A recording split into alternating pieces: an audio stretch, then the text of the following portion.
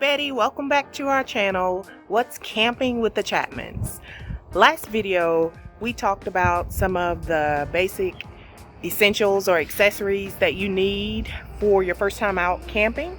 And one of the comments that we got on the video was, hey, why don't you share a list of what those accessories are? So that's what I'm doing today, sharing with you. We're brand new to this, so as we learn, you'll learn. So take a little trip with me and I'll walk you through some of the essentials that we needed and that we have since bought for the trailer.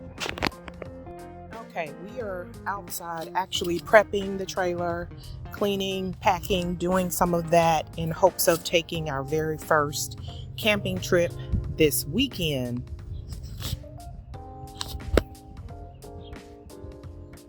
I'll share that the weather may not be cooperating. We're paying attention to the tropical depression forming out in the Gulf, so that may not happen. But deferred does not mean denied, so we will be ready. One of the very first things that we definitely needed were the wheel chocks. I told you about that, and I'll get a close-up so you can see what we bought. And wheel chocks come in a variety of weights, material, but we ended up going with a couple of different ones. So that is the very first thing that you definitely need are your wheel chocks. Okay, the list continues. The second thing that you that you will definitely need are your leveler blocks. And this is what they look like, the ones that we bought. They kind of look like the Lego blocks. So if you want to call them camper Lego blocks, that's kind of what they look like. And you put them together and position them underneath your tire to make sure that your trailer or RV is level. So that's a definitely must have. And we'll go to the sewer hose. That is a big plus. You really can't go camping without it unless that's something, even if you're boondocking, you'll still need it because you'll need to dump your waste at some point with your little portable wagon, the honey wagon, as I've heard some people refer to it as. But this is what the sewer hose looks like. And it's a good idea to have two. We bought two to have an extra one because you never know what might happen. So you might end up having to have an extra one on hand. And also, I've seen scenarios that the connection for the sewer hose is in the front versus the back of the RV or the travel trailer. So in that case, you may need an extension. We did get a 10-foot extension to go along with this also, in case you need to kind of stretch your connection to make sure that you're able to connect to dispose of your waste or to be connected to the sewer connection at the campsite. Something else that is a must is this hose support, and they call it a slunky. This one is about 15 feet. If you see the picture, that is to kind of keep the hose off of the ground, and I have learned that that's a requirement at some of the campsites. So you don't want to get there and need it and not have it. It's better to have it and not need it than need it and not have it. So that's a must. Also, your slunky hose support. I'll just keep going, kind of what I have spread out here on the floor in the garage. What is this? I think this is I think they call them bone adapters. Okay, my husband in the background, he said a dog bone. Yeah, that's what it is, that thing. But what it is an amp reducer. So for instance, if your trailer is equipped with a 50 amp, you may be at a site that the hookup is a 30 amp. So you definitely need to be able to convert or reduce that amp so that you can use it. And we also have, I don't know the technical name, but something else. For instance, if you're docking at a family or a friend's home and you want to be able to hook up to their power, that is something you'll need for that as well. Moving on. Oh, this is an important one. This is your surge guard or a power surge protector. This is a must-have because you definitely don't want to go and just plug into the electrical source at a campsite and end up messing up your electrical. So that's going to protect you from that. So a surge protector, that is something you most definitely need. Something else, water filter. Who knows what the water quality will be like at the various campsites that you may be at. So having a water filter that you can hook up with your water hose, your fresh water hose, that's a must as well. We won't be drinking the water.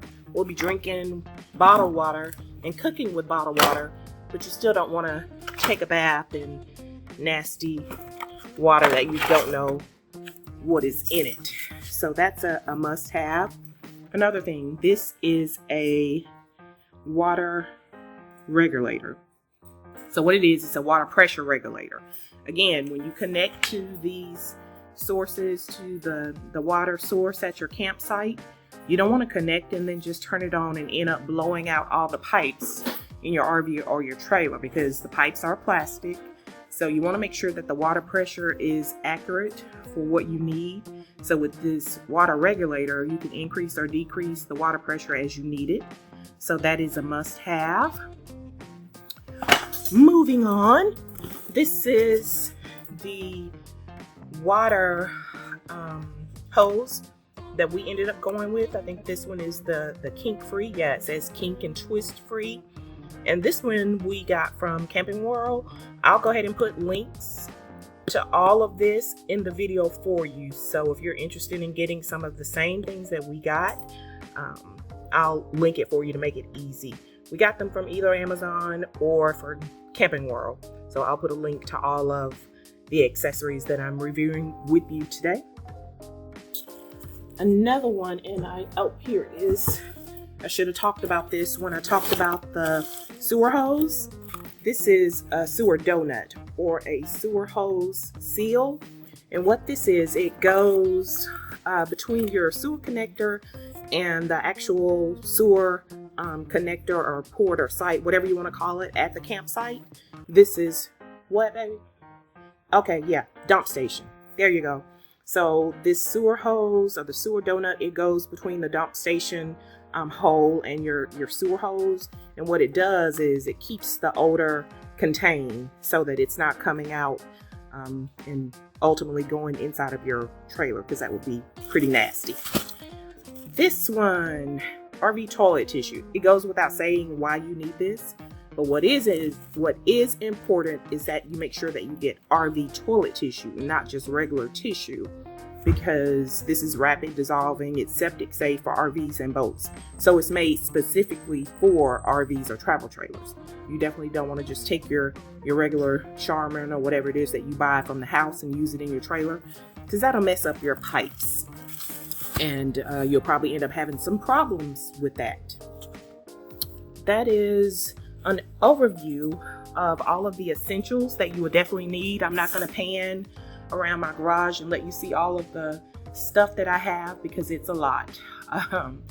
But these are things you definitely need. And I believe that there are some starter kits out there being sold by various companies, vendors. Maybe I'll put together my own, who knows? But this is a pretty good start. So if you have all of these things that I just talked about today and I mentioned, you can at least go to your first site and be able to function and do the things that you need to do. Oh, and I almost forgot to tell you this. I'll go back to talking about the water hose. Again, we have an extra one because we just like to be prepared if things happen. In addition to having that extra water hose, go ahead and get you a different one that's just going to be used for your sewer hose when you're washing that out after you've finished getting rid of your waste at the dump station. But yeah, go ahead and get a separate sewer hose for that, because you definitely don't want to use the one that you use for your fresh water. That's pretty nasty. So have a different one, a black one preferably, so it helps you just remember a black tank. It goes together. So make sure you get one of those. And guys, it's hot out here. If I look like I'm sweating, I'm not sweating, I'm glistening. But we are preparing and getting the RV or the travel trailer, rather getting it all set up and ready to go for our first camping trip. So hopefully that's gonna be sooner rather than later. Depends on the weather and schedules, of course. But that's it. Appreciate you coming back to our channel and checking out our video. Hopefully I shared some information that will help you. If so, go ahead and press the like right down there, the little thumbs up. Press that. If you haven't subscribed to our channel already, please do so. And notifications, if you want to make sure that you're notified when we put new content out here, click the bell, ring that bell so that you're able to be notified as well. And lastly, share it. If you like it, you want someone else to know what we're doing here at What's Camping with the Chapmans, share it. Share. So we appreciate you visiting with us today, coming back out to our channel, and thank you in advance for subscribing.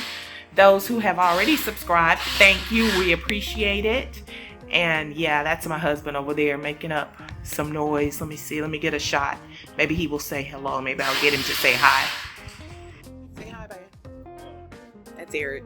So that's it. We're going to finish prepping the trailer and getting ready to roll out, hopefully pretty soon, for our first camping trip. And we'll be back soon.